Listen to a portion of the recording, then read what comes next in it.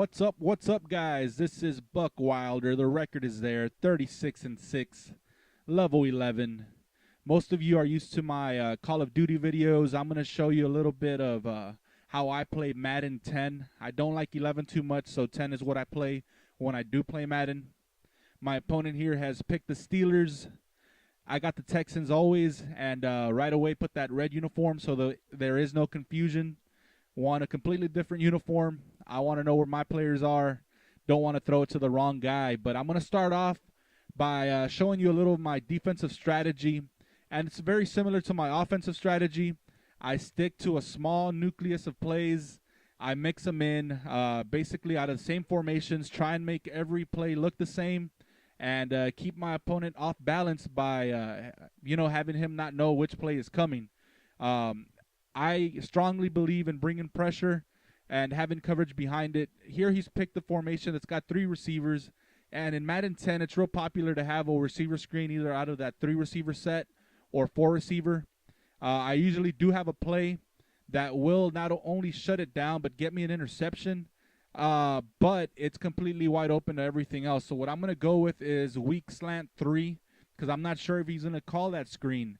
If he does call that screen, he will get some yards, but definitely not a touchdown. And then I'll know, put that in the memory bank for him and keep an eye out for that screen, and I'll call my other play. Got an overview here of this play. The big X on the right is usually more open. If he does get a pass out there, probably will get a first down. The small X on the bottom left and up here are a lot. Well, this one's up here is a lot tighter fit. The one on the bottom will get a little bit of yards, but usually does not happen, guys. It usually will take probably about a quarter or 2 before the guy will even recognize that it's open. So I'm going to show blitz. I'm shifting my line left. Remember, they're going to crash left anyway. Super Mario drops into coverage. I bring the pressure. The zone is there to get the interception. That's what I love about the zone behind it. Anything tipped or the quarterback gets hit, he throws an interception. Here we go again. This is what the play does. The pressure's there. Oh, my God, another pick, but it gets dropped. Constantly going to be calling this and just do it the same thing. I'm not one of these guys that just audibles crazy. I don't think it's very necessary if you got a good group of plays.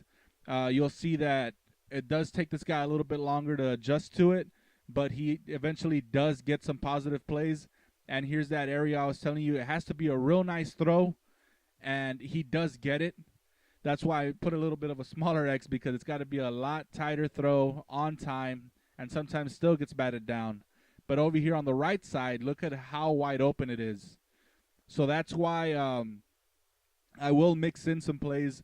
I accidentally in this game went to the dime formation, so it's going to look a little bit different. I'm going to go cover 3 and definitely cover up those flats. But I'm going to try and make it look like I was still in that 4-3 play, that blitz. I bring down my safety. I'm showing blitz. I shift my line left. I realize it doesn't look anything like it. He's already got his mind set up, knows where he's going. Didn't realize that it wasn't the same play, but he forced the issue. Now, this guy hasn't been rolling out, but if he had started to roll out to, try and avoid the pressure up the middle, what I would pick is out of the 4-3 formation, so he thinks I'm coming up the middle, this one play that brings the blitz from the outside, left and right, and then I got the zone behind it. So if he gets to throw that off and gets hit, interception also. I'm a strong believer in turnovers are the key to success, so I try and create those turnovers. When I'm on offense, I try and score every drive, and usually do.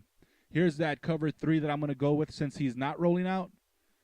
I'm going to shift the line left, show blitz, put the safety in the exact same spot so it looks the same. He's thinking the pressure's going to be coming in. It's going to be wide open on the right, or he's going to try and fit something left. Newsflash, that's not going to happen. And you can see it's very simple.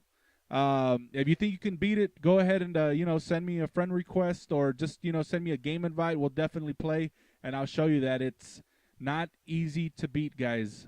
Take away the middle. He has nowhere to go, really. He had that one guy on the right-hand side, but he had predetermined where he's going to go because of the pressure I had been bringing in earlier, and that's what happens, guys. Now let me show you some of the offensive stuff. And now my offensive stuff is also just as basic, We got a quick toss here out of a pretty tight and strong formation that I'm going to run over and over just so that the guy, even if he stops it, I will run it again. One will break loose. But not only that, it gets him playing the run, then sets up the play action. Since I'm going the quick toss, sometimes what that can be countered with is a blitz outside or just a blitz up the middle that doesn't even let the quarterback pitch it out there. So trust me, I do have something for that when that happens also. So it's basic stuff.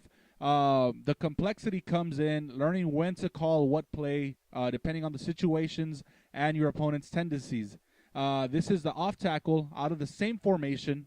That will counter that blitz to the outside.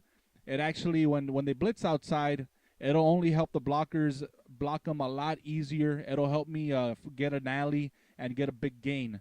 So pitch it, and then every once in a while I'll throw in that off tackle, and then we get into the play action. And not only play action, but if the guy starts to blitz real hard, just some quick passes over the middle. This is how easy the pitch is. You got to follow your blockers, guys. Check it out. I almost don't even get to get this pitch off, but I do, and it's touchdown right here. Look, two guys up ahead. Two guys that need to get blocked. Well, actually, that one comes free, but he mistimes that hit stick and just walked that in. I'm going to show it again in regular speed. It just opens up very nicely once I actually do get to get that pitch off. So here we go again. You know, running that 3-4. The Steelers run that 3-4. And there it is. The blockers are there. Let them do their job so you can do your job. Get fancy with the spin and get that touchdown. Now, here it is again. He's not even playing a run defense right here. He's in that quarters deep. The only thing that stops me here is I get a damn holding call. That sucks. But you see what I mean? I just pound away so that it sets up this one play action pass on the right, which is Y, or this right here, the Texan post. And since I do use some hot routes on that, I don't want to give it away. So when I do run, I do hot routes also. I just hit hot routes to B just so he thinks I'm making some adjustments. Really not. But when I do run the pass and make my adjustments, it doesn't give it away that it is a pass because I'm always making those hot routes. Right here, I hot route A, which is a tight end, just go straight up to take away some safety attention from Johnson, which is X. And then I do a quick slant. I hot route B to come in the middle. In case he does blitz, I got, a little outlet there, and I got Y going out to the flat. So, very simple stuff, but there's a pattern there for any kind of defense, really. And I always think it's a huge advantage when the defense is showing you all their looks and they still can't stop you. And that's why I stick to this small group of plays. There you see the safety did go to the tight end. Johnson's just way too fast. It's going to be a touchdown.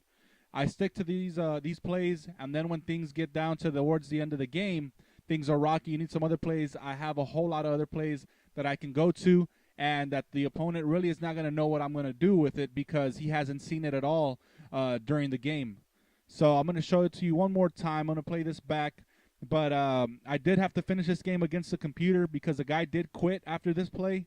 Score ends up being 49-17, I think. And we'll look at the play one more time. Guys, if you want to play, let me know. Send me a message. Definitely, I'll show you that this stuff does work. So 49-17 against the computer. Then I go check, and the guy was a level 1. And, of course, you know that any points that the computer scores are not given to that opponent. So 49-17 here and 49-0 over here. And thumbs up, guys, if you like the video. Leave some comments asking me questions. I'll definitely show you that one play that's guaranteed to stop that wide receiver screen, even get you some interceptions. This is Buck Wilder. Peace.